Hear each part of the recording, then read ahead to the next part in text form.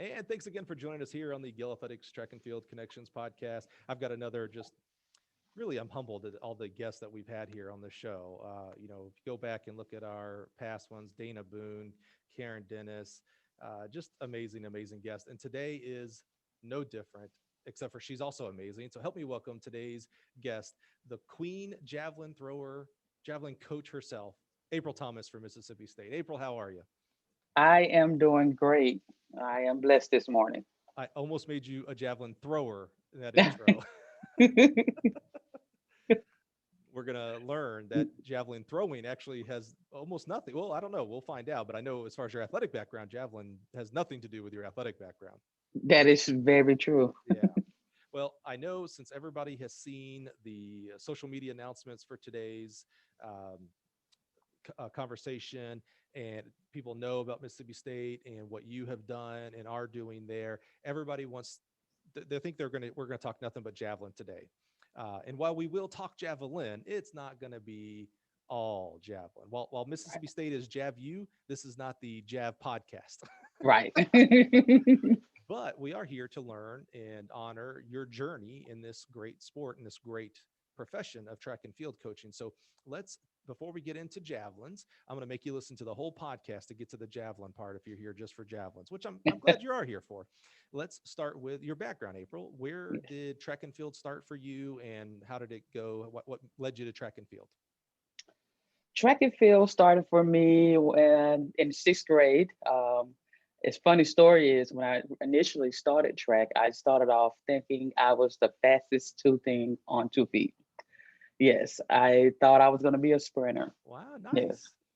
And it was funny because my middle school coach and my mom were friends. So my mom was basically like, if you got to do an extracurricular activity after school, you can't do nothing. So started doing track, started running. My coach is like, April, you're not built for this. You know, I don't want you to quit, but I just want you to let you know you're not built for sprinting. And I was like, no, dad said, no, I want to run. I'm fast, not thinking in my mind, April, you're fast for a big girl. So that the sprinting thing didn't quite work out for me. So I was like, okay, then I'm gonna jump. And the coach was like, no, I think you should throw some stuff. And I was like, I don't want to throw. I'm gonna jump. You know, Tried jumping, got embarrassed the first meet, didn't Oh, even make the pit. oh, I remember this, did not even make the pit. So I was like, well, it looks like I'm going to be throwing. Haven't even picked up a shot or a discus, and coach was like, well, just go over there and throw. And I picked it up and threw, and I think like with the 6K, I think I threw like in sixth grade like 38 or 40 feet. So my coach was like, now not yes, this is not the 6K. not the 6 key, Oh, 6 pound. I'm I was sorry. first. I was I'm like, sorry. what cruel coach, middle school coach, made you throw 6K right off the bat?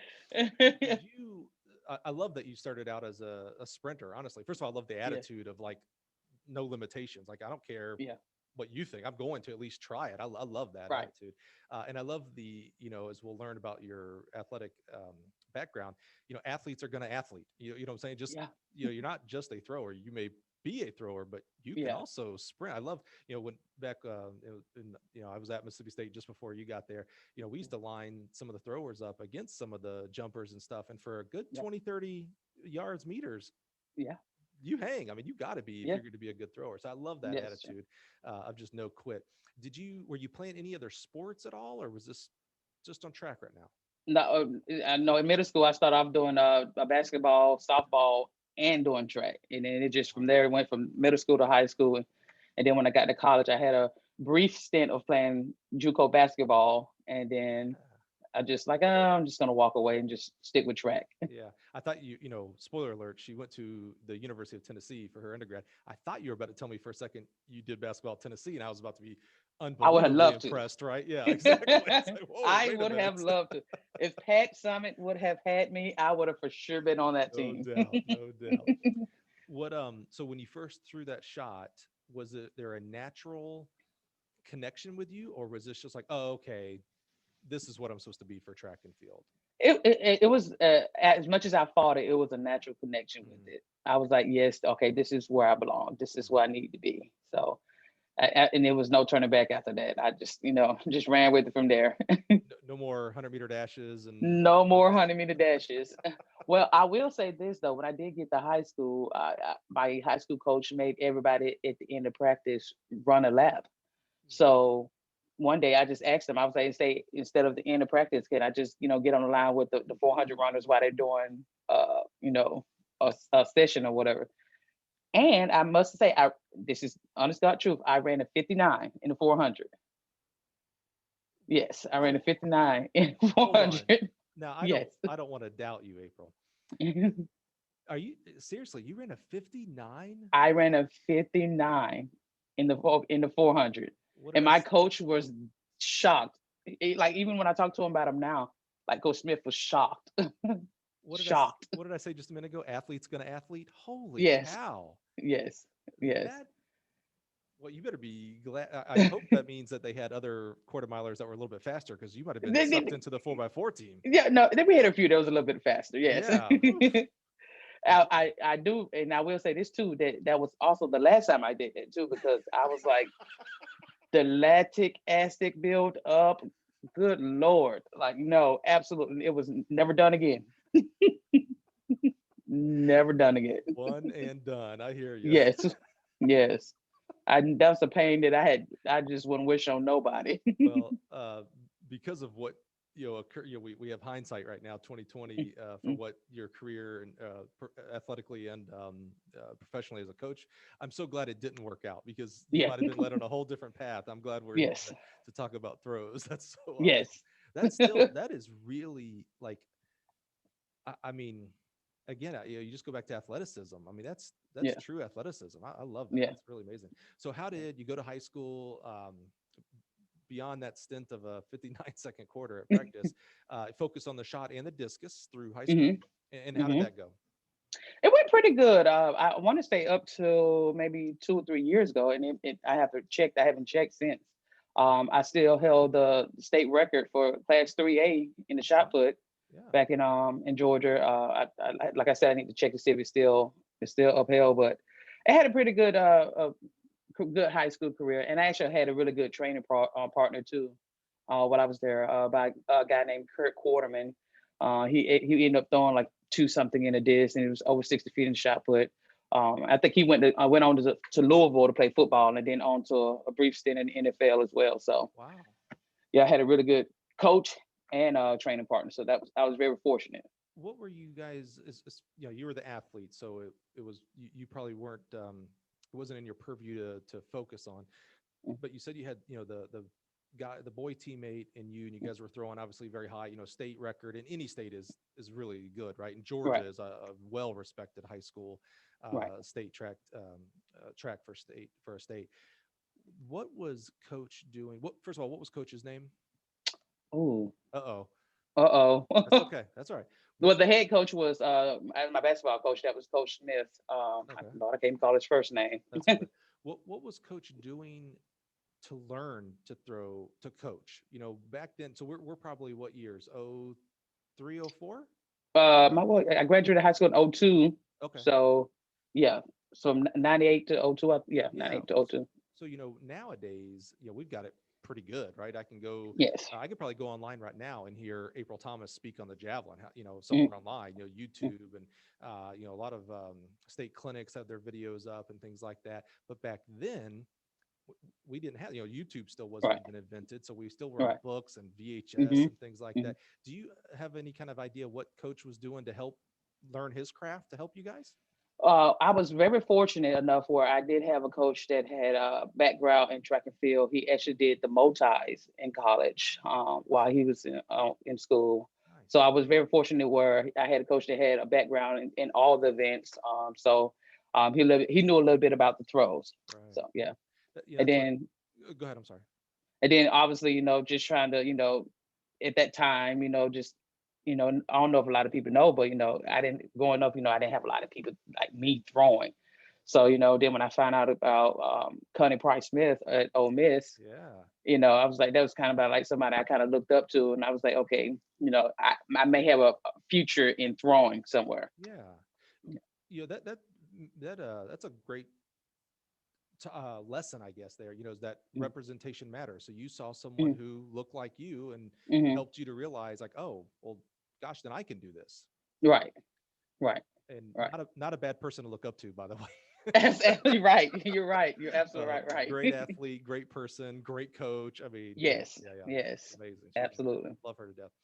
Um, it's interesting going back to what coach was doing to help, and he was a multi-athlete, so he had some background, but his Mhm. background was how he was coached, and then Right, maybe some books or things like that.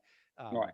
we talk a lot about today, in 2020 and 2021, some of the performances that are going on out there, right? Ryan Krauser is setting the world record in the shot Oh, put. man. Sprints and jumps are out of this world. In fact, Hmm. speaking of Connie, I think when we're recording this, it's right before the NCAA indoor championships. Ole Miss has two weight throwers at 23 meters Three. plus. Um, Yeah. I, I First time in history, I believe. I think so. Yeah, that's what I Yeah. read, and I didn't look it up, but it sounded good to me, so I was good for it. I'm not going to fact check someone who says that. um, Right. but it's interesting to me. There's a lot of talk about for distance running right now, the shoes and Hmm. how much not having a 2020 season, did that help athletes because they're kind of going on 2 years, plus a lot Hmm. of rest and stress, de-stress from Hmm. competitions, things like that. But I also wonder this technology and communication side of life, that a coach like you can now go affect hundreds of other coaches to help them get better within a matter of minutes, right? Like I said, a YouTube Right. video. Gosh, right now someone could literally tweet you and get a response from you. Where Right. in the past, back in, and we're not going back that far here. Right. The early 2000s, you had to find a phone number Yeah. in a payphone. Yeah. An email, which was still not big. There was email, of course, but not, it wasn't on our phone and in our face Right. every second. Right. So our education for coaches was much more on a broader scale of who I talked to and who coached Hmm. me. Hmm. So it's interesting Yep. to see the evolution of coaching and communication and coaching and where that's uplifted our athletes. Absolutely. When I first started off, I was still kind of doing it the old fashioned way where you go shadow a coach, you go in, sit down, had the good old pen to paper, Hmm. taking notes and stuff like that. So I still I still have some of those notes that I have Hmm. to go back and refer to even 13 years later. Well, let's learn more about that, but let's put a pin in that. Let's keep going on your journey. Hmm. So, what were you thinking as you set the state record, and you're obviously throwing really well at a high level? What were you thinking for school, not only on like location, but also like major? Like, what were you thinking about to study? To be quite honest with you, I was not even thinking about that. I was just thinking get through high school because I am over school. Hmm. I was like, it was not for me. I was like, thank God I had a outlet of sports year round where, I went from softball to basketball to track. And then in the summer, I would do basketball. So thank God for I had the outlet for that, or I probably, to be honest with you, wouldn't have made it through high school. Hmm. It wasn't literally probably to the end of my junior year where I realized, okay, like I might have a future in this, even though I love throwing and Hmm. love, playing basketball and, doing softball. I just wasn't, thinking beyond high school until probably the end of my junior year, where I started to get a little bit more serious about it. Hmm. Yeah. So, where'd you end up going out of high school, and tell us how Out you? of high school, I ended up going to a junior college in Kansas, Cloud County Community Yeah. College. Yes, which I loved my experience there. So it got me to, experience things never thought I would experience in life outside of track and field, meeting new people. Yeah. To this day, I have, since I was from Georgia, they gave me a host family to kind of make me feel kind of at home. And to this day, I still keep in touch with them. I try to go out at least once a year to go visit, but the pandemic put a pin in it this year, so wasn't able to go. But I thoroughly enjoyed my time out there working with Ted Schmidt, who's the women's coach, and Yeah. then Harry Kitchener was the main coach. Love those guys. So they definitely still hold a dear place in my heart because working with those guys, it's just initially they were like, we're gonna do this together.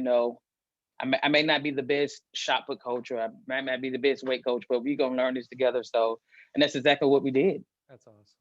That's exactly what we did. And those are two legends, by the way. And I'm a coaching product of the JUCO system, specifically Yeah, the Kansas Jayhawks. I used to have to go up yeah, against Cloud County. I was on yeah, the radio show, yeah. but became great friends with Ted and Harry Kitchener, who is just a living legend at this point. I mean, he's Yes, just a great guy, a great advocate for our sport. It's yeah, interesting, I thought, when you said that you quite enjoyed your time at Cloud County, and yeah. this is not a indication of Cloud County. My question Mm, here, it's more on the Kansas Jayhawk system. We're in mm, small towns, right? Chanute, mm-hmm. Kansas, West Bend. Hutchinson is probably one of the bigger Yeah, cities. Hutchinson was one of the bigger. Yeah, now that Johnson County unfortunately dropped their program up in Yeah. Kansas City, but especially coming from Georgia. So very similar, right? I came from Alabama and went straight Mm-hmm. to Kansas. You come Mm-hmm. from Georgia. It's different there. Not only small town, but our Right. accents were not the same. Right. Our accents were not welcomed in Kansas. Yes. I should say Absolutely I should not. say not welcome because it wasn't like they were mean, but let's just say we Right. stood out with our accents up there. Definitely stood out. But Yes. but you enjoyed just kind of I mean, it's a small town atmosphere at the end of the Yes. day. You Yes. enjoyed that and the host family. Yes, I did. It's in a small town of Concordia, Kansas. So going from I'm from Albany, Georgia. So that's about 100,000 people going to Concordia, who the whole town is probably maybe 5,000. Hmm. So they made my hometown look like it was Atlanta. Right. That's a good example.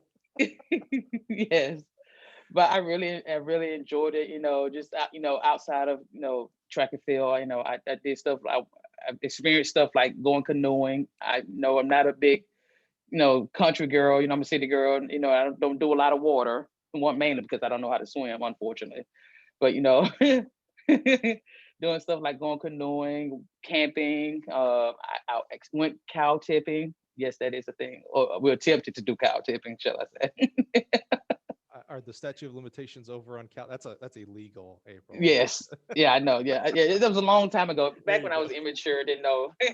And I don't know if you heard of, but I got caught up in snipe hunting. I don't know if you ever heard of that.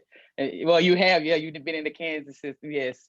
So they tricked me into going snipe hunting. So I fell for it. April, this is recorded. You sure you want to admit that you fell for snipe hunting? I fell for it. I absolutely did. You I know, fell for it. I'm always amazed at the humbleness and authenticity and realness of our guest.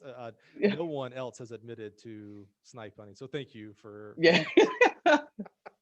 Yes. I'll be leading our social media post with snipe hunting now, which I never thought I would That, do. That's awesome. there you go. And I love that you still have contact with your host family. Like, I mean, I so that, do. Cloud County wasn't just a stop on your life. It was a No, meaningful part of your life. it really was. It really was. I am very thankful for that family. They was, cook meals for me.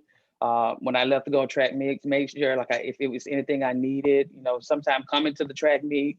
So I am very thankful for them for, making me feel at home. So I'm forever indebted to Mama Tina and Daddy Walsh. They was Rob and Tina Walsh. That's awesome, Yes, man. Shout out yes, to them. That's yes, you talk about selflessness. yes, They didn't have to do that by any stretch no, of the imaginations, and they yes, didn't have to do it so well either. They could have right, done half the stuff, and you'd be like, "Man, those guys were awesome," but they brought you into their fam. Like, so you're still yes, visiting them. I mean, yes, that that's yes. that's life transformational. It is, and they had three kids of their own. So, I called them my sisters, three girls. I called them my sister, and the middle one, she just, just not too long ago got married, and she just had her first child maybe a month or two ago. So, That's so awesome. yes, That's so cool. I love hearing that. yes, So yes. after Cloud, well, first of all, at Cloud was your first introduction to the weight throw, right? It was, Do it you, was. do you remember the first practice? How did that go? What did you think about this pretty crazy but awesome event? I was like a deer in headlights. I tell you, I picked that thing up. I warned everybody in the building to back up because I didn't know which direction this thing was gonna go. It just learning the first couple months. I'm surprised to this day. Like I don't, my left hand is not as bad as it is because I was pulling the mess out of that weight. I mean, pulling like I still, it's a little rough to this, but it was bad. So, but once I got the hang of it, it started to line it up. It was a little bit better. It was a little bit better. Did you end up, it's a completely different event from really anything, its closest is the hammer, of course, but Right. it's different from the hammer. Did you, Yes. some people fall in love with the weight throw. Did you fall in love with it, or were you still a shot discus primarily? My first love will always be shot, but I did kind of fall in love with the weight and hammer mainly because it was something new for me. I wanted to be good at it. Um, so even when like we transitioned from the weight into the hammer, it still was kind of tough. If you're going from this big ball who's like controlling you to a lighter ball who you got to slow it down and control the ball because if not, you're just gonna be all over the place. But I thoroughly enjoyed trying to learn it. I did my best at it. Probably could have did a little bit better, but I really loved it. I really loved it. That's interesting. You just said something there that I'd like to explore a little bit more. You said it was something new. You liked it because it was something new for you. Yes, yes. So that makes me first think about Cloud County. You're going from Albany, Georgia, which is a healthy city, 100,000. I mean, that's a Mm-hmm. city.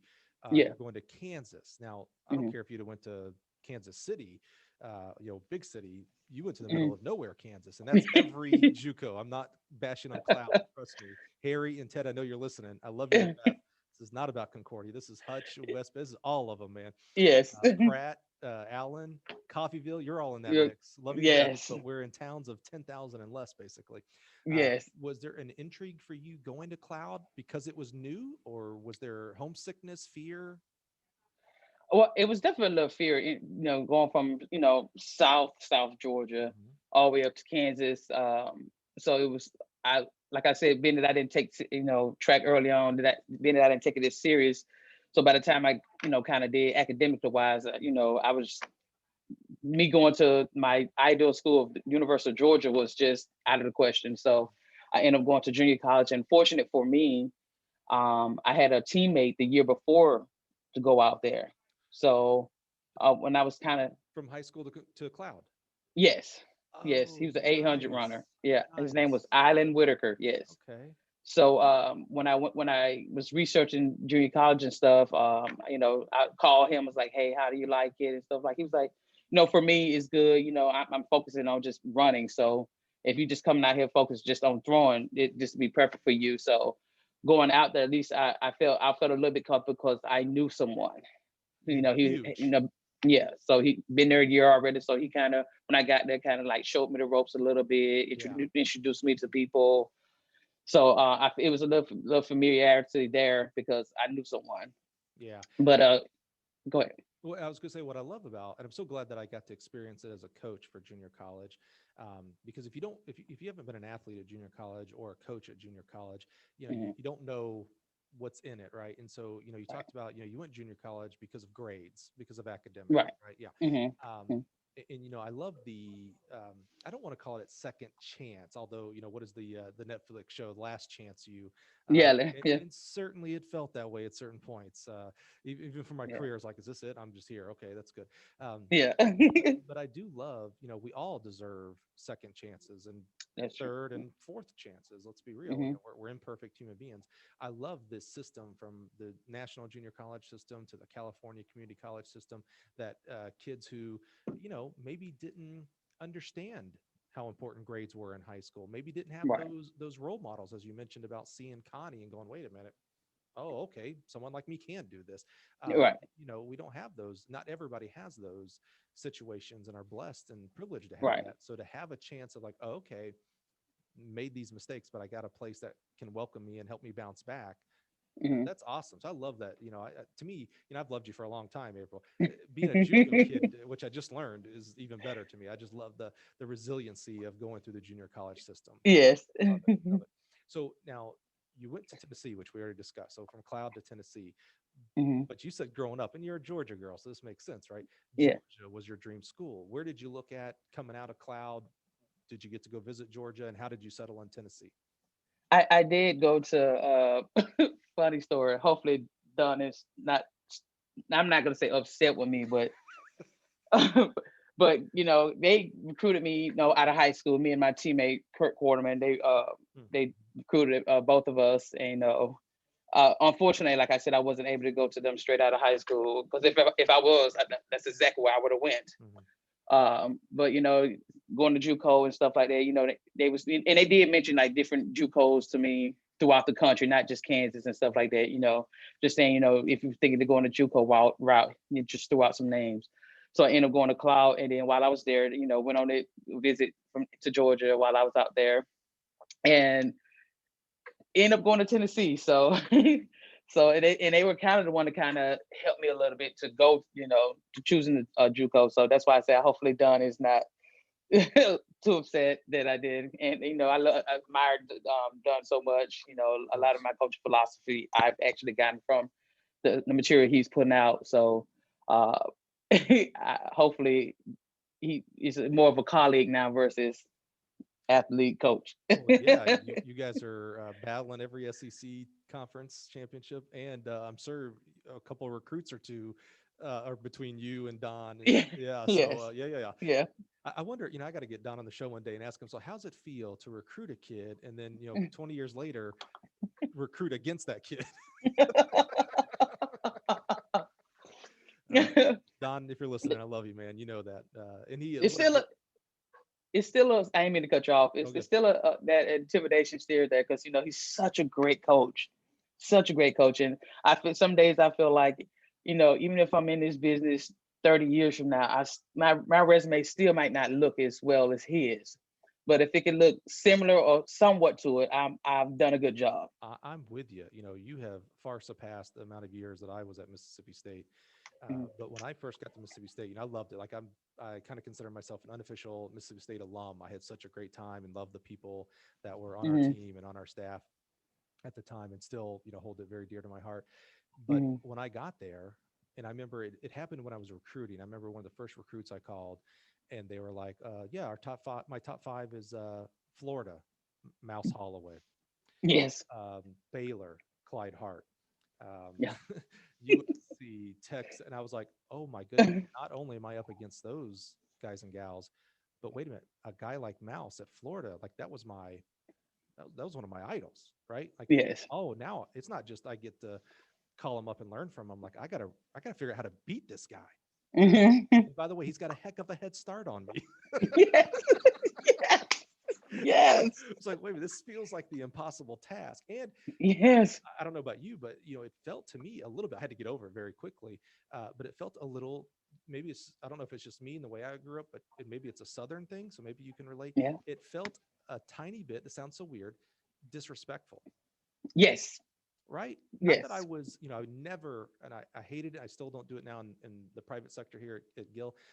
Never negative recruited, because I just felt like, wait a minute, if a coach only has negative things to tell you, well, that means they don't have enough positive things about their philosophy and university, et cetera. So it was never negative recruiting. It was just like I'd call a kid and he'd be like, yeah, looking at Mouse at Florida as well, and I'd be like, oh yeah, he's awesome. Yeah. I'm the same way. I'm the exact same way. Yes. Like, what do you want me to tell you? The dude's amazing, right? What? Yes. You probably should pick him over me. I am the exact same way. Yes. Maybe that's why I didn't sign very many kids at Mississippi State. So you break Don's heart and you go to Tennessee. Who was the throws coach at the time? At the time, Kathy Erickson was the throws coach there. Okay. Yes. Yeah, so Kathy was your coach for the 2+ years? Because yes, 2 years. That was it. Yeah. Yeah, that's right. That's awesome. I love her. Yeah. Yes. Very yes. And JJ Clark was the head coach. Oh, right. Yeah. Yes. Very cool, Yes. man. So what did you get your degree in, and what were you thinking for career-wise? I got my degree, my undergrad degree in sociology. There while I was there at Tennessee, and it's funny because when I was there, I was like, okay, really didn't have a plan to literally. It was like almost time for me to graduate. So I was like, with social work, initially, doing a little research of sociology. They had a branch of it where you can do medical research. So I was like, okay, that might be something I would like to do, because I like when it comes to stuff with the body and stuff like that, it really interests me. So even though I was bad at science and math, but that stuff, it really interests me. So I was like, maybe I can, go that route, try to figure out a way to get in that sector of medical research, go to grad school. After I was done, that was my plan. Hopefully, stay there, go to grad school, help out with the track team while trying to get my master's and stuff. Mm. That was my goal. But JJ was when I was finishing up, basically it was like, hey, what do you want to do? I was like, well, I kind of wanted to do so medical research, branch of sociology. If not that, if I could get that, maybe social work. Maybe just stay in the area. If I can't, like, if I didn't decide to go to grad school or something like that. I said if I do get into grad school, I would love to stay here. Maybe help out with the track team. Have some in jobs out around town. Continue to work with Knoxville Track Club and the high school and stuff like that. And I worked at a Marble Slab ice creamery too. Ooh, man. Yeah, I was a busy woman. I was a busy woman. A, busy, but that's dangerous. Come on, Marble Yes. Slab. I could not work there. That'd be not good for. I'd get fired because I'd do the you get one, I get one. Like every Yes. customer, you get one. Okay, well then I get one. Yeah. Yes.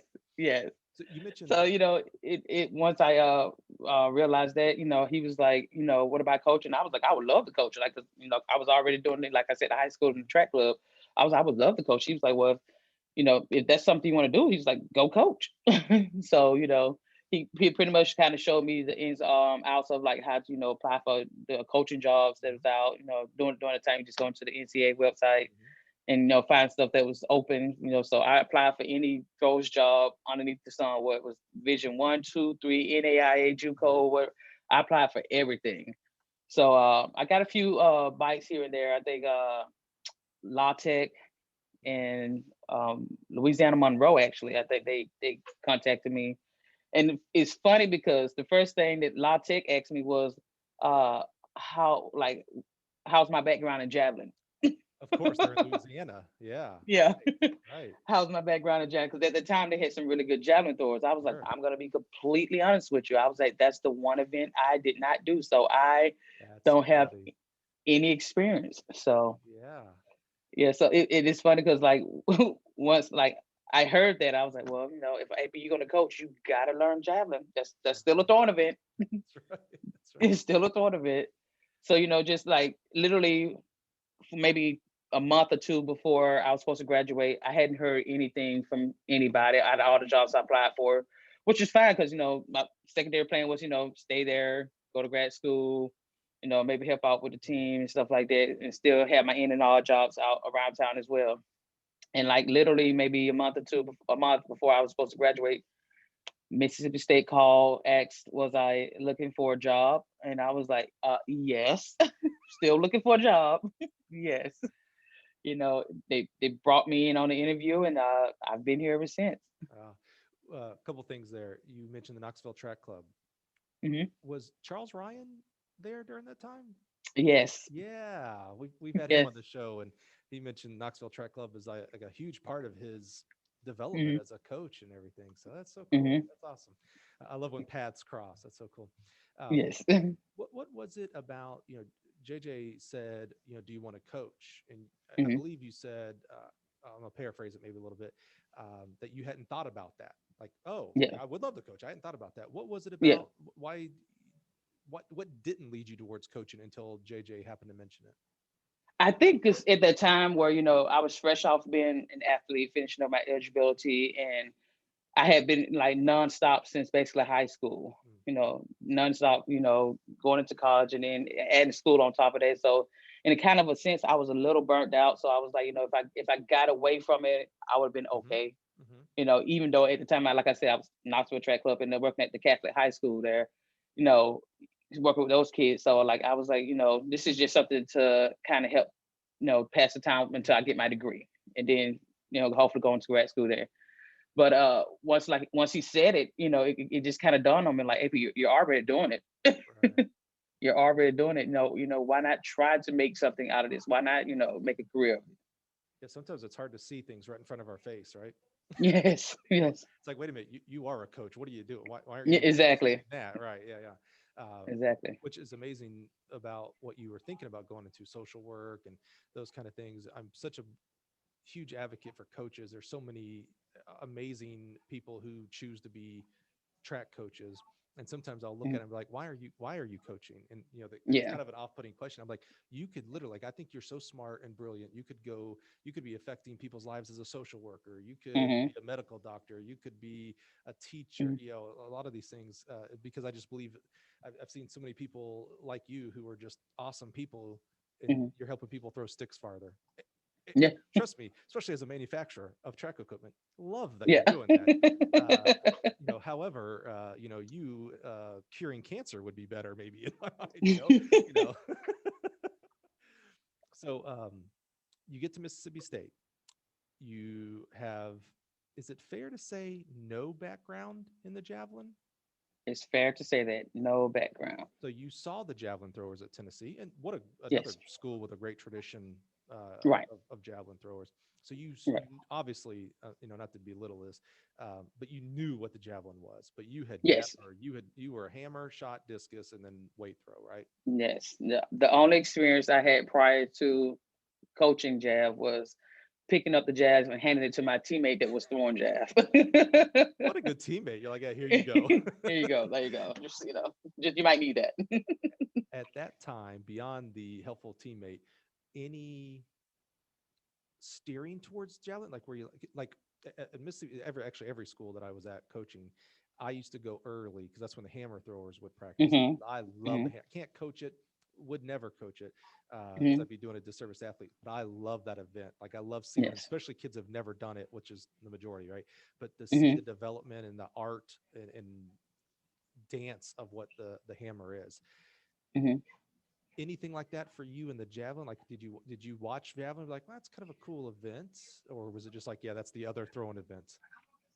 Well, early on when I first got here, maybe like the first 4 or 5 years here, I didn't have any jab throw. I didn't recruit it until one day I had a kid who walked in my office who was like 6'7", and he was like, I wanted, he was wanting to walk on and he wanted to throw jab. He was from New York, so I was like, let's give it a whirl. So I was like, but I let him know up front, like, hey, this just like you learning, I'm going to be learning too. So so this is going to be a process for both of us. So your first 4 or 5 years at Mississippi State, you're focusing on shot, discus, and hammer, Yes. Hmm. which in the SEC is enough, right? I mean, those three Yeah. events are just brutal, Yes. just Absolutely. brutal. Uh, Yes. Now you're fairly or unfairly pigeonholed as a javelin coach today because of the Hmm. success you've had over the Hmm. past several years. However, I know for a fact you've had success in those other events, Yes. weight Yes. throw, score and SECs and national qualifiers and stuff like Hmm. that. So let's not get it twisted that this is only a javelin coach here. She is a Right. throws coach, and maybe now a more complete throws coach because you have added the Hmm. javelin Hmm. to your repertoire, if you will say, at a high level. Right. Yeah. So, Right. okay. So now this is the part everybody wants to hear. This is the only, I won't say it's the only reason, but a lot of people are here for the javelin because, Yeah. again, fairly or unfairly, you're pigeonholed in the javelin. So talk to us about this 6'7" walk on. And I vaguely remember this. I think I remember you calling me like, hey, this guy walked on. I got to help him out. Yeah. So tell me about, because what's interesting to that is you allowed a walk on, and I know 6'7" had a lot to do with it. I know it. Yes. I know it. But you allowed a walk on onto a soft event, meaning like, Hmm. oh, I just don't do that, kid, unless you're in the decathlon and heptathlon. I'm Right. just not messing with you. But you Right. took him on. So what was it about besides 6'7", and how'd that go? It was a brief stint, because he left eventually leave to go play basketball. But the time that I had him, just like I said, it was going to be a learning experience for him. So I'm telling him, he's coming in the office. We're both watching film, of some of the top javelin throwers in the world. I'm reading books and pamphlets and calling coaches that that's the king of jab. So trying to learn from them. So I'm giving him information like, hey, you need to read this and stuff like that. So we like literally step by step from the whole aspect of the throw. We're just breaking it down from the impulse step to the run up to holding the jab and the pull, like every aspect of the throw. We just like we took in segments and like, okay, this is what we're gonna focus on, even if it was just for like 2 or 3 weeks. That's exactly what we focus on until we get towards the end of the year or so per se. We can kind of get a full complete throw. Now, don't get me wrong. He was not him throwing 80 meters and stuff like that, but but it was You're a definitely coach, not a miracle worker. exactly, exactly. But and I think he only tapped out probably throwing like 47 or 50 meters or something like that. It wasn't something that's earth shattering, but to him, like he didn't have any experience in it too. He just like it was something he was willing to try and he wanted to do. So I was like, let's do it. And like you said, his build helped out with that. So yeah. And quick shout out, we always like to ask Twitter followers at my personal Twitter handle at Mike Cunningham for questions of our guest. And so I just want to give a quick shout out, Dana Boone, one of my favorite Twitter personalities, if you will, Auntie. Yes. I love her to death. And good friend over at Penn State, Lucas McKay, had questions that we'll get through here as we get to the javelin. So you started out with this 6'7" walk-on javelin thrower from New York. And so you described, I don't even want to say going back to the basics. You only had the basics. So learning grip and throw and things like that. Who were some of the people you mentioned? I think a website or something like that. But was there anybody that was instrumental? Like, oh, this person really helped me, or was it a culmination of people? Well, on the collegiate sector, I was talking to not John Frazier, but John Frazier at UCLA. Talked to him a couple times. I think I reached out to Don actually, Don Babbitt at Georgia to ask a couple questions, and I just found some good reading material online from past conventions that people put their symposiums up online. Just reading a lot of those things, and I think it was Dave Dumble, I think, when he was at Arizona State. Reached out to him and just trying, just talking to those guys and getting any information that I could. Just like reading like the basics books on I can't think of the name of the book. What's the name of it? The Athlete's Complete Throws book. Just like the different event areas and stuff in there. Just reading that type stuff and trying to learn as much as I could about the javelin. Then obviously going online and then Google. Google's your best friend. Good old Google. And just like researching, the top javelin throwers in the world, see any, videos they might have that was out, and just kind of watching those videos and information they was putting out about the javelin as well. Well, shout out to those coaches, John and Don and Dave. I love the community of track coaches. Like there's hate to say that there's no secrets. The secrets are if you don't go out to seek them. That's right. That's why it's secret, because you haven't asked. But if you ask, in general, track coaches are just, again, some of the most selfless, sharing people there are. So I love three, really big names there, by the way, that have produced a lot of All-Americans and school records there. You'd be hard pressed to name another 3 coaches that have accomplished as much as those 3 have, for sure. Right. So absolutely. I love that they reached out, but I also love this, kind of, down in the dirt, just get it done type attitude. Like, all right, I wouldn't Google. Like, there's no magic. I didn't, hire a mentor coach for a year. Like, okay, I got to learn. Yeah. Well, let's go learn. Right. Let's figure it out and figure it out together with this athlete. Yeah, absolutely. Did any of that? Is that where it started? Like, did you start recruiting javelin throwers off of that, or? A little bit. I was like, okay, now that I got a little bit like a foot in the door, if I should say, that I feel a little bit more comfortable, trying to, recruit in that area. So, early on, trying to recruit jav throwers, at the time I was like heavy in like the Montana area, like up in that parts of the country, trying to recruit kids. And not early on, like I said, this is new to me, even with the recruiting, because I'm used to just being an athlete, so which is funny. Before I get into this, within my first 4 months of coaching, I called all my coaches and told them I was sorry. Because of the recruiting aspect, like how you were recruited, or how you were as an athlete to them? How I was as an athlete. I did. I was like, I'm sorry. Like, I get it. I absolutely get it now. Like, now that I'm coaching, I 100% get it, and I am sorry. I am sorry. So That's awesome. lesson learned. So, and I they love it. were very appreciative of it too. So, Yeah. but just going on like with the recruiting area, not realizing, oh man, like trying to get a kid from Montana to come to Mississippi, Hmm. it's hard, or Idaho or South Hmm. or the Dakotas or whatever. It's hard to get those kids to come from that part of the country to the South. So I think I didn't get my big. Well, I'm not gonna say a big break. I didn't get a break into a kid from Texas, Mm. Nick. I can Nick Sefchi. I think that's what's his name. Hmm. I started recruiting him. And, he was at the time. I think he was throwing like 170 in the jab.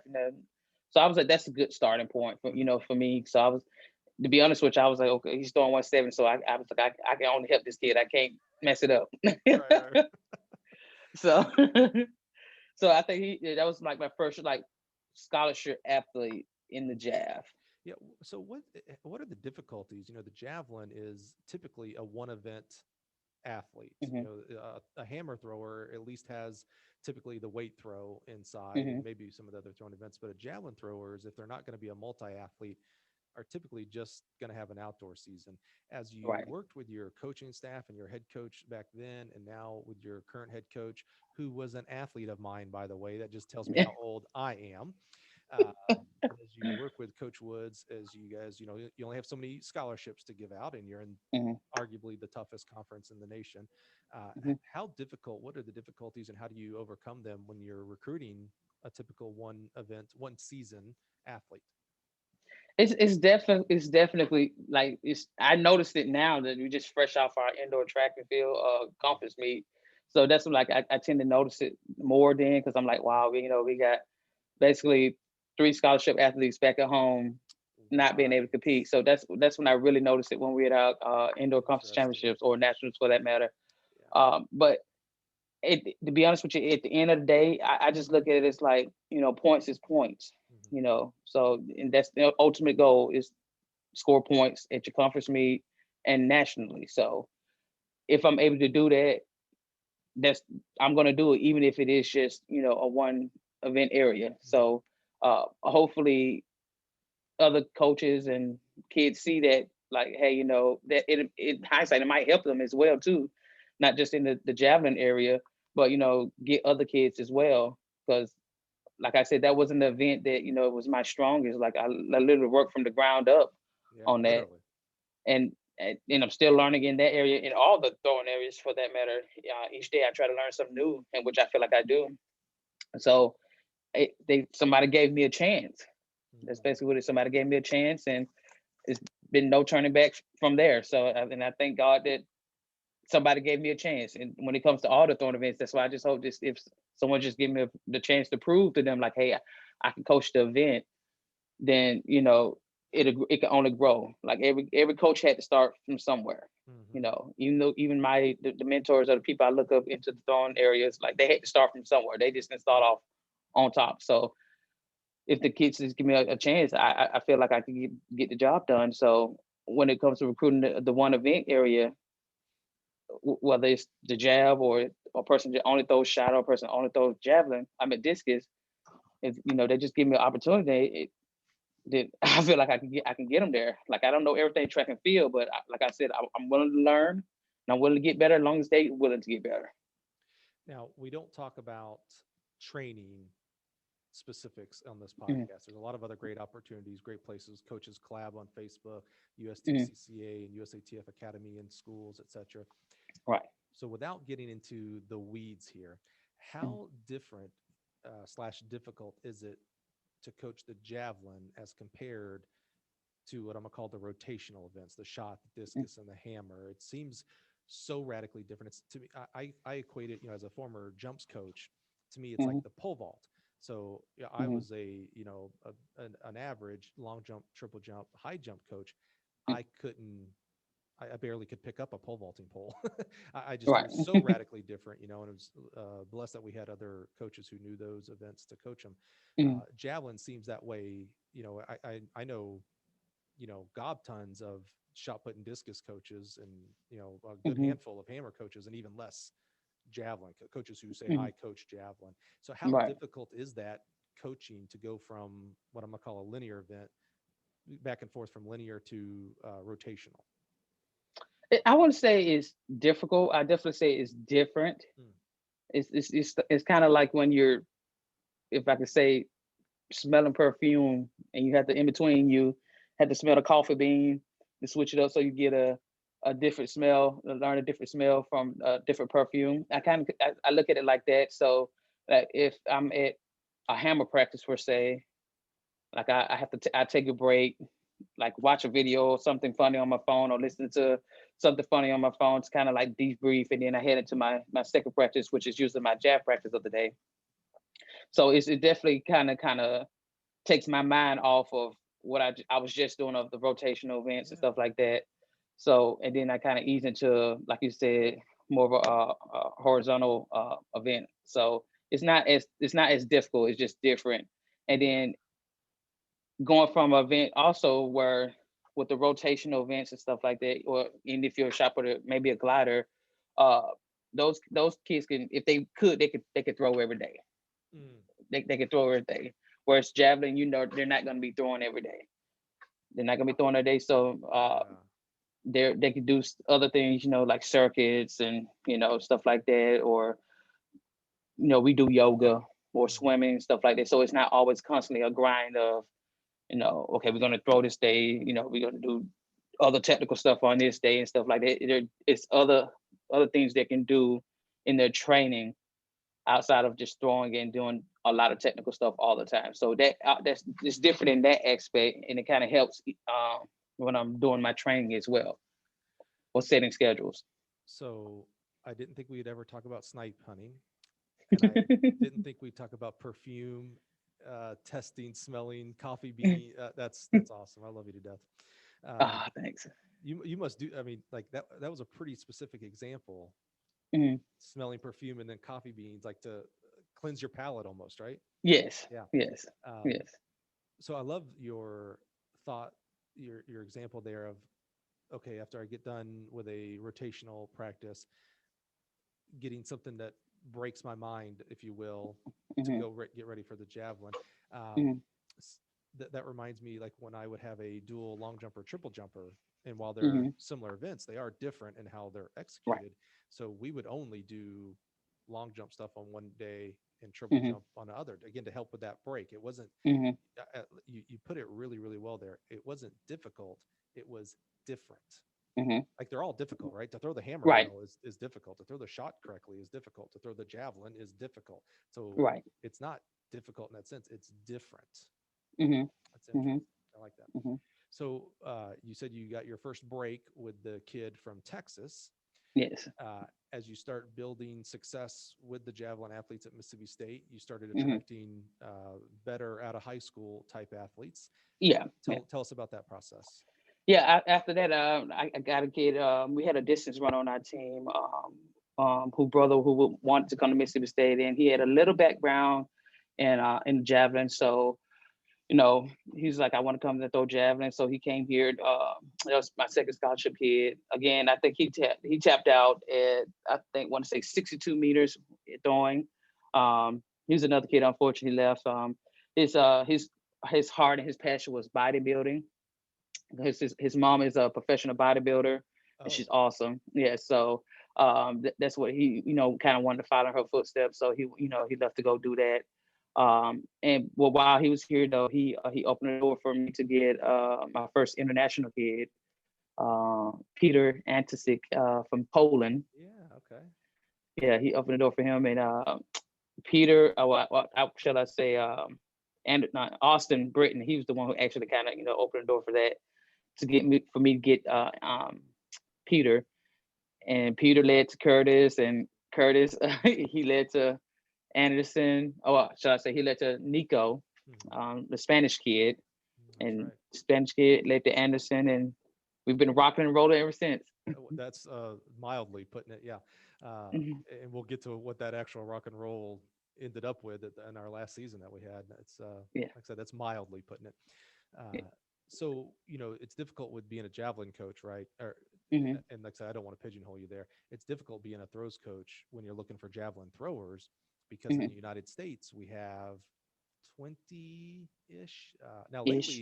lately we've had a few more. So like, Yeah, that's true. is this helping? That's So, true. South Carolina, Florida, and Hmm. Arizona, and I feel like I'm Hmm. missing one, have all added the javelin here in the last Um, for high school in the last couple of mhm. years. Has that been Yes. helpful at all, or is it still too early in their development? I think it's been very helpful because early on, back in the a long time ago, shall I say, when they had it in high school, then unfortunately for whatever reason it was, they got rid of it. Um, and I can just only imagine because the safety, you know, and we've grown so much as a nation, far as I increased the knowledge of being more having more safety in the javelin event. So I think that's the reason why they're starting to add it back into to high school in certain states. And I think not before long we're probably going to have half of the country that's going to be have the javelin back in high school.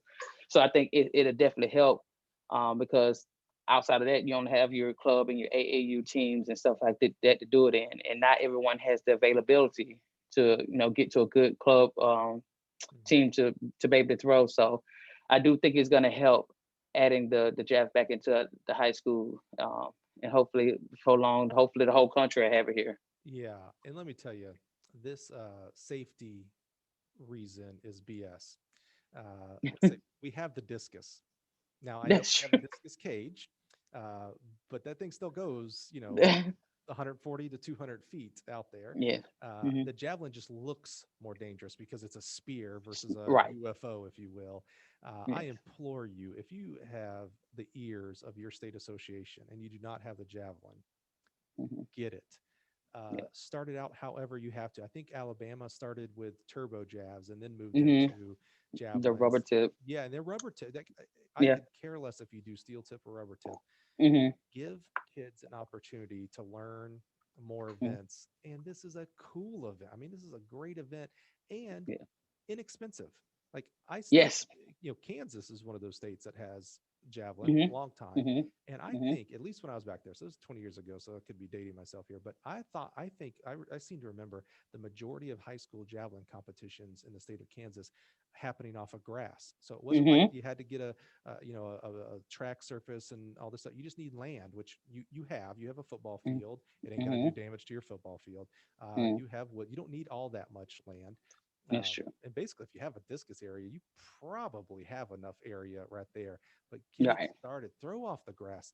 That's Hmm. okay. That's perfectly fine until you get to the manicured track systems out there.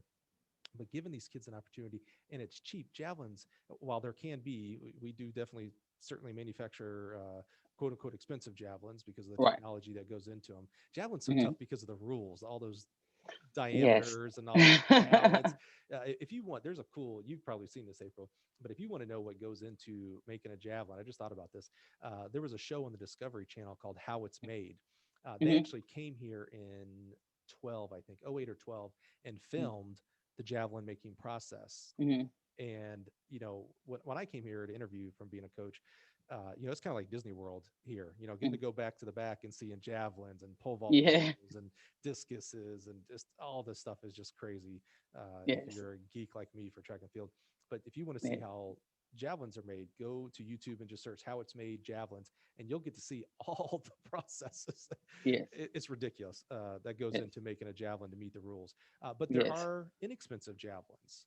I mean, Right. they're literally like 150-ish dollars javelins that are Hmm. perfectly fine. You can throw them in the Right. competition and everything. So please, if you think adding more events to track and field will help athletes get scholarships to colleges and make them better Yes. athletes, go to your state association. Yes. Do the the what are they? Oh gosh, The petitions and thank you. Yeah, yeah. Yes. that's why I have you here. Get the petitions going. I'm so thankful for South Carolina, Florida, and I think it's New Mexico that have recently done it. Bravo to those state Hmm. associations for adding events in this great sport.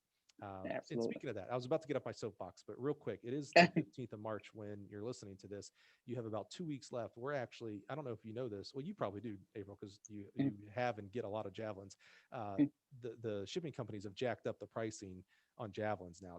They basically Yeah. charge it like a pole vault pole, which is crazy, but whatever. I have no control. Yeah. So for the month of March, if you buy 2 or more Javelins from your authorized gill dealer, we'll ship them for $49. So Oh, March is a good time to load up, get ready for the April, May, and June seasons, and then the summer season as well. So you I'm got gonna two have to weeks add that left. to have Yeah, to add that to the list. I literally just sent over a gear order yesterday. yeah. That's how you get So on the show right there. See, I wasn't going to yeah. have her on the show, but then she placed an order, and now here we are. Yes.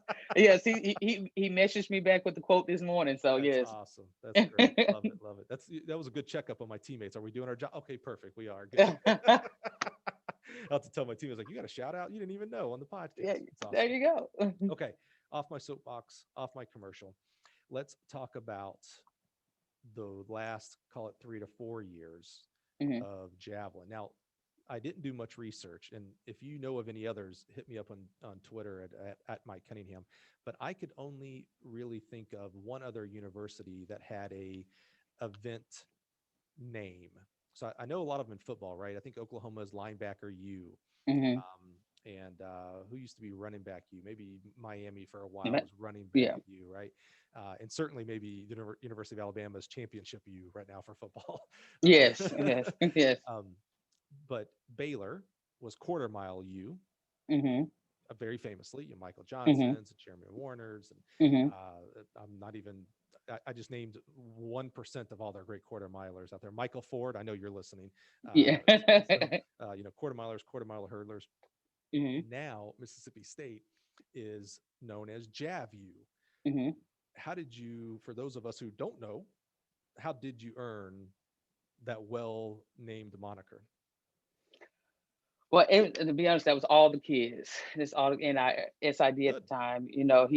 Since we had a good group of kids that was doing well, they wanted like he wanted to put a title on them or stuff like this. So I told them like, hey, I'm gonna leave that to you and the guys. Whatever you guys come up with, if you like it, I love it. So they tossed around a couple names here and there, and I think they ended up settling on JAVU. So it's stuck ever since. Ever since then, yeah. You know why it's great? Um, you probably know this now because you're in the ecosystem of Mississippi State and Ole Miss. Mhm. I quickly learned that those pranksters up there in Oxford refer to Mississippi State as Moo U. Movie. Yeah, those punks, exactly. That's why I call myself an unofficial alum. I'm still battling it with my friends over at Ole Miss. Yeah. But yeah, I love it. Moo U. We change it to Jav U. I Yeah. like that so much better. It's so much better. Yeah. So talk to us about, you don't call yourself Jav U unless you can back it up. So talk to us about Right. these athletes that that really created Jav U, not the name, but because of Hmm. their actions. Yeah. And even now with the guys and the girls too, because the girls they constantly remind me that JAVU is co-ed. So Yes. That's so good. so they constantly talk to me about that. But even when we're at practice and stuff like that, our goal is not to per se, be JAVU. We're here to like become all Americans. Most important, graduate because you're Mhm. still the athlete first. But just take care of home, take care of business. Come here to do what you came to do, which is so far. And if you have aspiration of throwing outside of a collegiate career, going on to a professional career as well. So that's the ultimate goal. So you know trying to when we're coaching and talk to the kid, because like my kids will tell you, like I may overly communicate sometimes. We sit down, we have conversation, and we look up and, oh, we didn't even practice today because we're talking about jab. Mhm. you know we just talk about everything, like, oh, did you see what so and so throw, did you see what so and so did or whatever, like they just talk all everything jab. So, and which is good because sometimes by us doing that, it kind of loosen them up a little bit, and they're not just so like tunnel vision all the time. Like, oh, I got to do this, I got to do this. It Right. gives them a chance to kind of debrief and deload a little bit, and not worry about training. But at the same time, it also makes them excited Mhm. about javelin. Mhm. So when we're training and stuff like that, when we out trying to do what we have to do, we don't go out and try to set out to, I hate to say uphold JAVU, because if at the end of the day, if we're doing what we're supposed to do, the JAVU name or brand is going to speak for itself, Right. you know. So even when like every year I have a conversation with them, I tell them, you know, when we set out to make it to the last meet of the year, the ultimate goal is one to get you there healthy. And when you get there, I want you to have fun. Like, don't feel like you have pressure to go out and go one, two, three. Hmm. I just want you to go out and have fun. And if you go one, two, three, that's the bonus. That's the bonus. Like if you don't train all year round to go to nationals and not score. You don't train all year round to not make it to national. That's what you're trying to do. So when we're doing that, you know, we're just looking to get there and you know score points and become All American stuff like that. And anything extra like going one, two, three is the bonus. Like when we went one, two, three last year, we actually we went not trying to brag. We went one, two, three the last 3 meets of the year. Like Huh. that was not our goal because it's Right. like even when I train it, like I tell everybody that when I'm talking training, and some coaches they can't believe this, but like we train through our conference meet. We train through our conference meet. Wow. So like going into our conference meet, like my jav throwers, they're not 100%. They're a little sore, they're a little tired. But then after that, we kind of deload, and then like we come fresh and stuff like that, and we take care of the bodies and stuff like where it's chiropractor, massages, stuff like that. We take care of it so their bodies are fresh. So that's why I said a lot of coaches they were like, this is your conference, you got to score points for conference, and that's what we do. Like not going into it, like I said, I'm not trying to make you sore enough or try to get you so tired that you can't score points. So that because that's what we want to do. We get coffee. You want to score points, so we just happened to go one, two, three. So, but that wasn't the goal because they were not 100% at all. So to build Jab U and thinking about Baylor when they were quarter mile U, it's more than any one thing, right? No one thing is Hmm. the thing. So you don't get to be Jab U if you have a national champion. You don't Right. get to be Jab U if you have the conference champion or even go 1-2 in conference. Mm-hmm. You don't get to be Jab U if you have the national record holder. Like Right. any one of those things just makes you a good coach and a good athlete, and Right. bravo, and we move on. It takes a culmination of things. So you Hmm. had, I think it was Anderson, Curtis, and Nico, correct? Hmm. That went 1, 2, 3 at nationals. No, Tyreek, not Tyreek. Nico. Okay. Tyreek. Yes. Nico was earlier. Yes. Yeah, yeah. Okay. Tyreek. Boy, it's tough when, I'm sorry, Tyreek, if you're listening. You're the third wheel in this. I'm so sorry because you were awesome too, man. That's a tough third wheel, buddy. Let me tell you. Yeah. They give 6-man awards in basketball. Yeah. Whatever is above that is what you are, my man. That's Yes. terrible. Um, so 1, 2, 3 at nationals and SECs, um, national record, the national college record. I believe so. Yes. Yeah. Um, Anderson is from Grenada. Yes. Grenada. Yeah. Grenada. National record Yes. for Grenada. I hate to say obvious, but obvious school record for Hmm. Mississippi State. Obviously rewritten the top 3, 4, 5 spots in Yes. school record history. Yes. So what when I first joined the SEC as a sprints and jumps coach, other people came to me and said, well, it's easier now that you're in SEC, like for the 100-meter dash, you're getting, 10:30, 10:40 kids, and it's easier to make those kids 10:1, 10 flat versus me. I have to take 10:90 kids and make them 10:40. And I used to tell them, Hmm. like, well, it's not easier. I may be getting a little bit better talent coming in, but to take someone from 10:30 to 10 flat, that's hard. That's difficult to use the Right. language we talked earlier. By the way, taking someone from 10:9 to 10:40 is also difficult. Right. Absolutely. In the javelin, while I know Curtis he was good, not, correct me if I'm wrong. Curtis was good, not great coming out of high school. Is that fair? Yes. Coming out of high school, Curtis, I think his personal best was 69 meters. Oh, God, I was thinking he was 70. So even, No. okay, so a few meters below. So, Hmm. good. We're not going to Hmm. turn down a 69-meter javelin thrower, but not Right. 70 plus, right? Right. Now Anderson was pretty good when he came to Mississippi State. What was his Yes. PR? Coming into Mississippi State, his PR was, I want to say, 78 or 79. Okay, 78. Let's say 79. Yes. Definitely, no one's turning down a 79 meter javelin thrower, Right. but it's important to hear that first number, a 79, not an 80, that Yeah. mythical number, 79. And Yeah. then Tyreek, what was Tyreek coming into Mississippi State? Uh, it's funny because I think a lot of information put out said he had thrown 72, which was true, but he threw that with a 700. Mm. With the 800, he had only thrown 68. Okay, so another 68 again, good, not Yeah. great. Hmm. Now let's list. So that's what they came in to Coach Thomas's program. Let's hear when they left. So let's start with Tyreek. So around a 69-meter PR. What did Hmm. he leave as a PR? After his first year, he threw 78, 78, if I'm not mistaken. In his first year, Yes.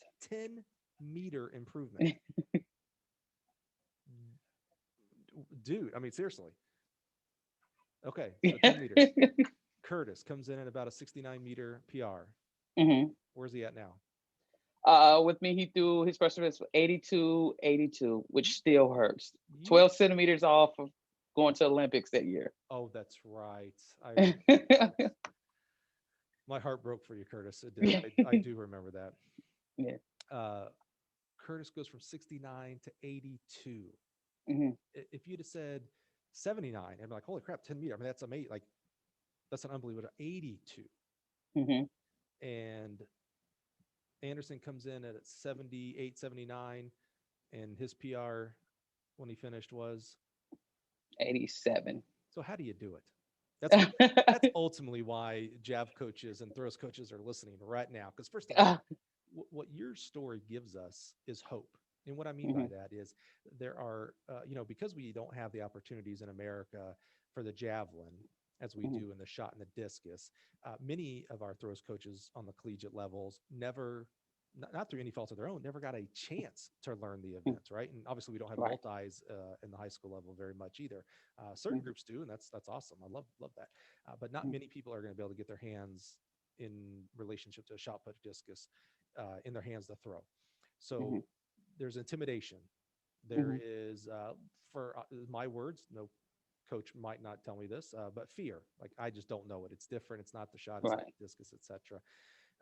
So your story of being that same person, you talked about Hmm. representation matters. You being a representative of shot put and discus throwers of America Hmm. as a high Hmm. schooler and a Yeah. collegiate thrower, no Yeah. disc or no javelin experience, and Right. you learned it from the ground up with mentors through perseverance. Hmm. Not overnight. This was No. not, we're talking about you're on your 13th year, Yep. Yeah. not overnight. This has been a process, Hmm. a process that went from zero, you knew what a Hmm. javelin was, to Right. Olympians, national record Yeah. holders. So you Hmm. give hope to others out there that, okay, maybe I shouldn't be so intimidated. Hmm. Maybe the real fear is I'm afraid if I try to learn the javelin, I won't be very good at it in 2 or 3 years. Well, Right. here's the lesson that it might not happen in 2 or 3 years. Right. It may take 13 years to get to this level. And we're talking about pretty stinking high level here. Right. But here's my encouragement to you, throws coach who's listening right now, and it's just fear, scaredful, don't want to put the time into it because in 2, 3, 4 years, I still may not have anything to show for it.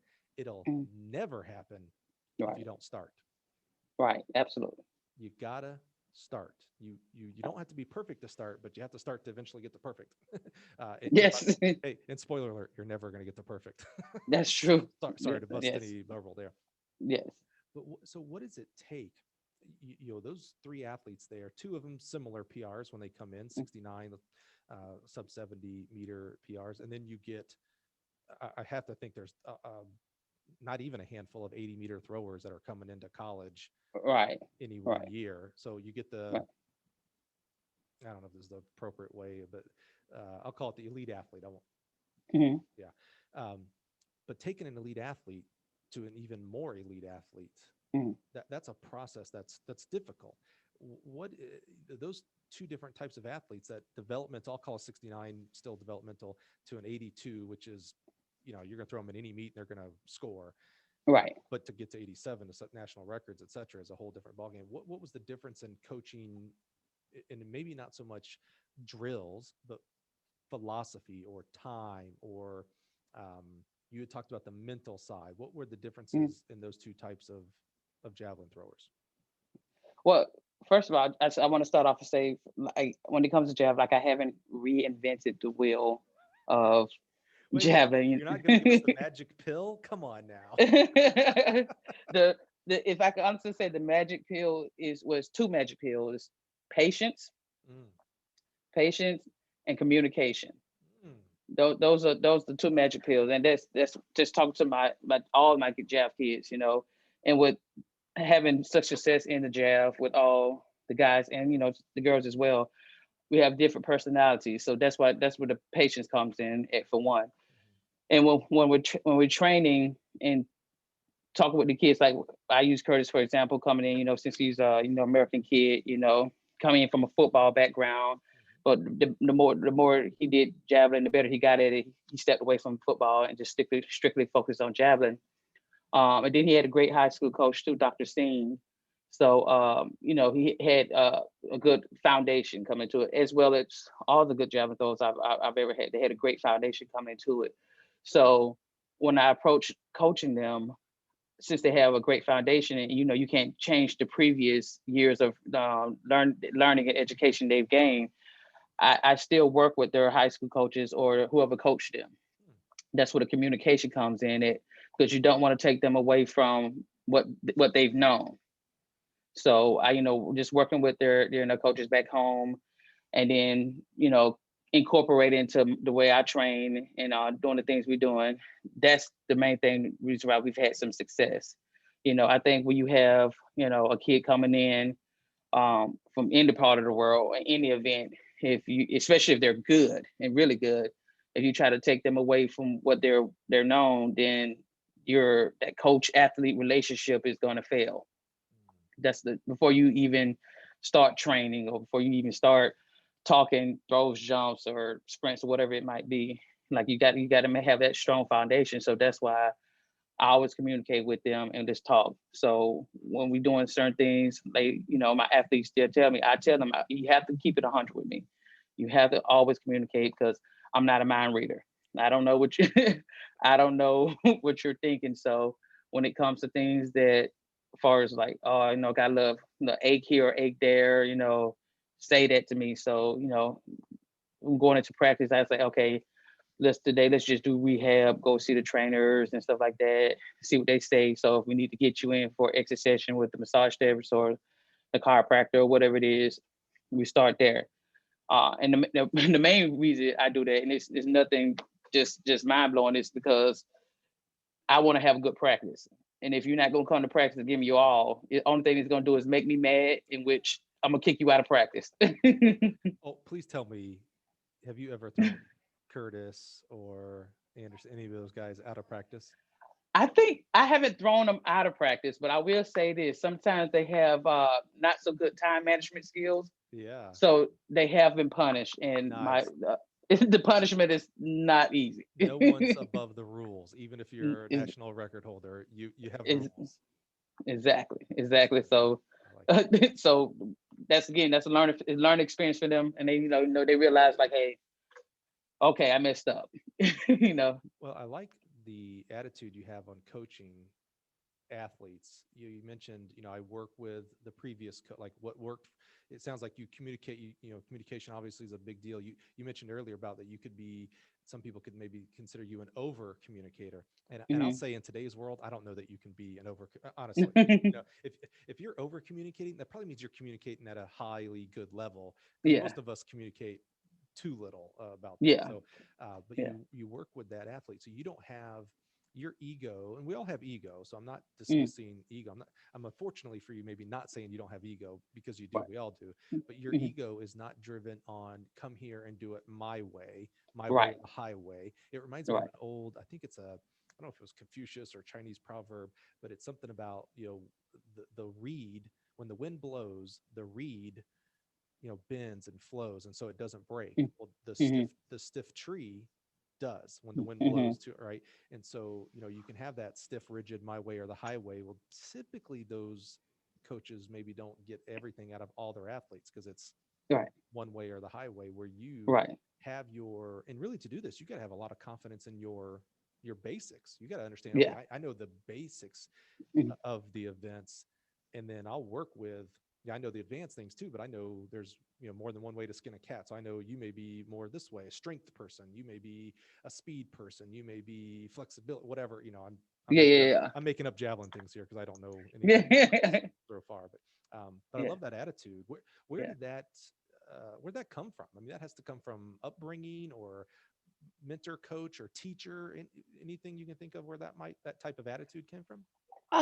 Probably it's more so probably upbringing a little bit, knowing like it's just with my sister. I just have one older sister, but I had a lot of young cousins and stuff like Hmm. that. Hmm. So, being around, grandma and stuff like that, and grandma trying to, show love to 20 plus grandkids, you had to basically, wait your turn. So I think a lot of the upbringing helps with it a little bit. And knowing that, hey, everything is not going to always go my way. This is not my world and everybody's living in it, but I have to, just wait my turn. Wait my turn. So when I talk to the kids, I'm like, okay, I what have you learned? How were you taught? And then I tell them, okay, here's my thought process behind it and stuff like that. Not trying, and I never disrespect what they've learned or the way they've been taught before they got me. I just incorporate what the way they have been taught into what I'm trying to do, and that's the compromise.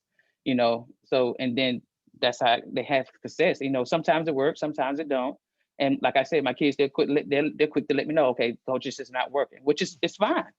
Like if it's something's not working for my kids, why would we continue to do it? Right. It's not helping them. So, we just step away from it. We're trying a different way. And sometimes, it's been some things we've done that the kids didn't see and understand, like why we're doing it. And later on, towards the latter here, the end of the year, they're like, oh, okay, now I get it. That's the reason why we were doing things. I'm never by the book type coaching. Like I do a lot of unorthodox things, when I'm talking to kids. Like I relate to my kids through dance. Hmm. Like to just do whatever I can get them to kind of how I teach them how to do certain things, because this is the generation we're living in. It's all social media, music, and type stuff like that. So any way I can kind of identify with them, that's what I do. So does that mean you're on TikTok? I don't have a TikTok. I haven't reached that low yet. I mean, I'm the biggest social media advocate I know, and I'm still like my wife hits. Yes, I'm like, you can have that. Show me the videos that are funny, and I'll move along. exactly, Yeah, yeah, yeah. exactly. Well, I love how you said the kids learn, what works, what doesn't work, and to communicate that's better than under Mhm. communicating, because that sounds a lot like your story and your journey about after your first couple of years of coaching. You said I went and called all my coaches and was like, I'm so sorry, i, Yes, I get it now. yes, I yes, love that. Well, yes. April, as we start to wrap up today, what can we got an outdoor season coming up this year. Mhm. Yay. Yes, we're so I know, we're right? so excited. uh, Yes, I can't imagine how excited javelin throwers are, because itching. they patiently waited through 2020 indoor Hmm. and then didn't have an outdoor at all. So they didn't have Right. anything last year. What can we expect this upcoming year and maybe the next couple of years? How are things? What do you think is going to happen in specifically your area at the Great Mississippi State University? Well, hopefully we can continue the brand of JavU going. Uh, like I said earlier, we're not looking to, every year to, go out and win nationals. Although that's the goal, that's the ideal life and everything. But I know I'm realistic. I know every year that's not going to happen. But every year, if I could have a strong showing in that event, then I've done the JavU brand some justice. So that's the goal on both the men and women's side. As I put before, we're co-ed, I love it. so Yeah. so that's the goal. But just outside of jail, just continue to try to build the rest of the throwing events, to I guess hold my name in this industry. It's tough anyway, being a female throws coach in this male dominant industry. So just trying to make sure my name is in the mix of things, and or when you do hear my name, it's not just, oh, she's just a jav coach, but hey, if you scratch the surface and learn, do a little homework, you see, like you said before, like I have had a shot for the disc Mhm. thrower, hammer weight thrower and stuff like that. So I think I like to think that I am a well-versed coach, and I'm capable of coaching all the events. So just if given the opportunity, I mean, you just got to give me a chance. Just like with Jav, somebody gave me a chance, and the brand has been growing ever since. So That's what I'm looking trying to continue the rest of the throwing events to just giving it the chance. And like like I said, I'm not perfect. Every year I'm doing stuff to try to make myself better as a coach. I never want to get complacent by no means. So as long as there's still breath in my body, I feel like I should be doing my job of continuing to get better as a pros coach. So just doing that, just realizing my success is going to be done my way. I'm not going to have the same success that the Don Babbies of the world, or John Smiths of the world, or whoever it is. They're going to do it their way, and I'm going to do it my way. What's for me is for me. So just trying to get it done the best that I can, the way it's meant to be done. Well, I think that's exactly how it's going. When we look back at your first year of coaching, you Mhm. never could have written this story. You had to write your No. story as you moved along. And that's what's Yes. made it so special and unique out there. You Yeah. mentioned great people like Don and John, and we talked about others like Dumble and John Frazier. I mean, Hmm. the throws coaching community is so special. Great personalities, great coaches, It really is. smart. I mean, Hmm. Hmm. throws coaches to me are some of the most Yes. brilliant people, Because not it's so only technical. technical, yeah, but Yes. that and how to take it from your brain to your hands, like with using an implement in everything you do. It's just Hmm. it just astounds me. But what I love about you, April, and one of the things I wanted to make sure I worked very hard today is you are more than the stats. Yeah. JavU is not about an 87-meter throw, a 1-2-3 Hmm. sweep at the NCAA's. Um, it's not what JavU is about. It's about coaching, about you bringing Hmm. kids together from around the world and Hmm. having a common goal and common Hmm. communication to get there. And you are more than just javelin. I mean, again, we've Yeah. talked about other athletes and events that you've had, but also you are really that, not to overstate it, but I don't think it can be overstated, that beacon of hope for others that, gosh, if you can succeed from zero background in the javelin to where you are now, that others can as well Yeah. in other events, not just throws. There are going to be jumps coaches, sprints coaches listening today that are going to be like, man, I've always feared coaching this, or I just, I'm not good enough to coach XYZ event. Hmm. Let it be known. The great Brooks Johnson says, you're a track coach, not a discus coach, not a sprints coach, not a Right. pole vault coach. You are a track coach. Coach the person that'll Right. coach the event. So I just think Absolutely. you're a great example of some great coaches. Their philosophies. You're a shining example of that. And I'm just so thankful that you'd be here today to share that journey with us. Oh, no problem at all. No problem. Well No deserved, problem. by the way. We didn't talk about this. Shame on me. I should have put this at the very beginning. This is April Thomas, associate head coach of Mississippi State. That's a big deal. Congratulations. That is a Thank you. Thank you. they don't hand out those titles. They just don't. You earn those titles. So I, it's been a journey. I will say that. I was literally thinking about this the other day. I can honestly remember my first year here and going to the big track meets at the end of the year where I was just a chauffeur. I was the chauffeur driving the kids back and forth to the track, making sure they go get food and stuff like that. Like I remember those days. So, and I knew that at that time, like I was like, this can't be the extent of my coaching career. This can't be it for me. So if I wanted to, you know, have someone showing at the national meet or the first round of nationals, one, I got to go out and recruit my butt off, and two, I got to know my vendor. I got to coach. So I like to think it's been working out for me. So you said this can't be it. And it obviously was not you're it. right. It grew to even better. Here's the cool part about it. You are not even at the halfway point of your career. Yeah. What you're in today is not it. Right. I'm just so fascinated to see, what you've accomplished in the 13 years. What is the Hmm. next 13? What's the next 20? It's going to continue to grow. Your journey is going to continue to help others, not only athletes but other coaches. It's going to be amazing. And one day you're going to be like our good friend Don Babbitt. You're going to have to recruit against one of your former athletes. You just know it. I You know. just know it. You're gonna have I to know. you're gonna have to slam your fist down like, you know what? I created that. That was me. Not him or her. Yeah, And it'll be absolutely. well deserved. So April, thank you so much. Again, your time is one of the most No valuable things you can problem. give me. Not only are you an awesome coach, but to me, you're an even better friend and person. I just love your personality. For those, we may not have done justice in in this conversation here today.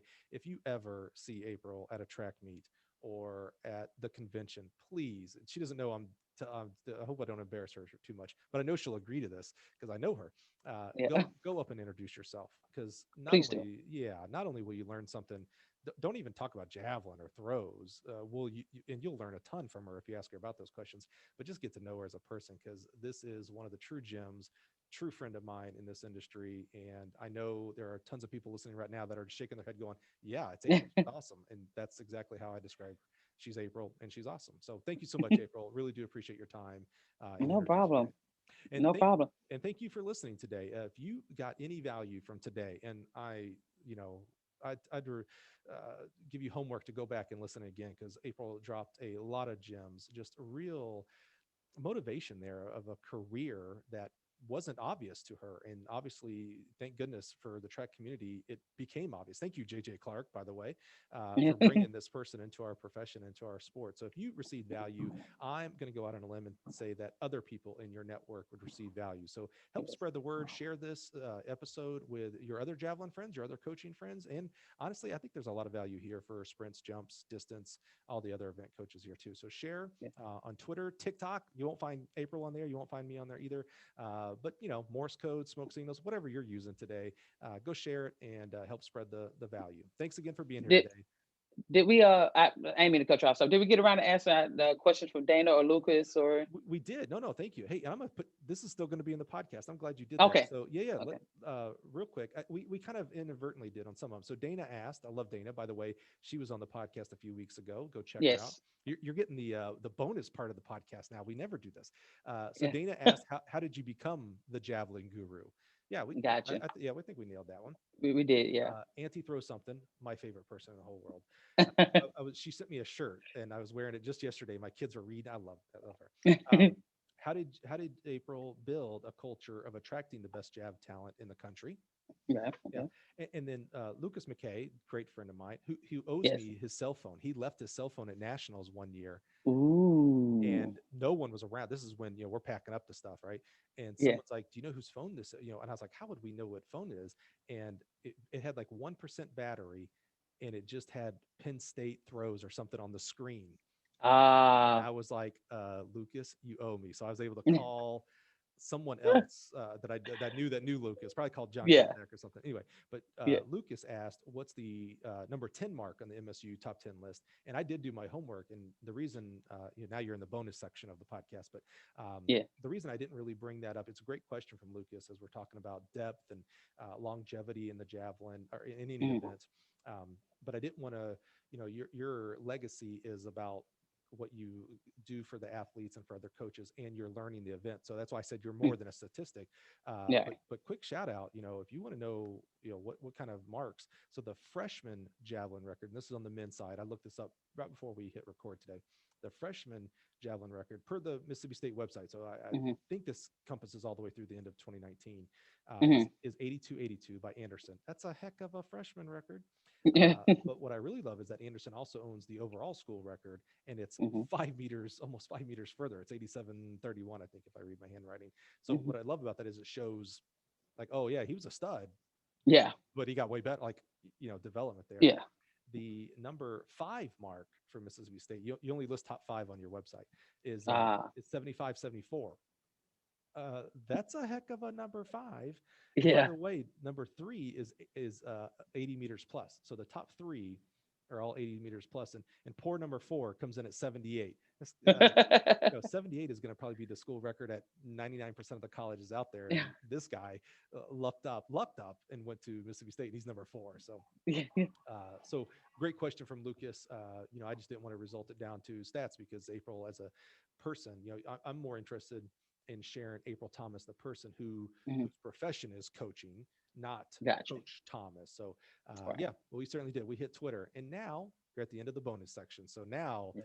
go spread the word. Come back next week. We'll have another great guest. And thank you so much, Kent. I'll never be able to say thank you, my gratitude towards our guest today and you as a listener for your time and energy. Have an awesome one, guys.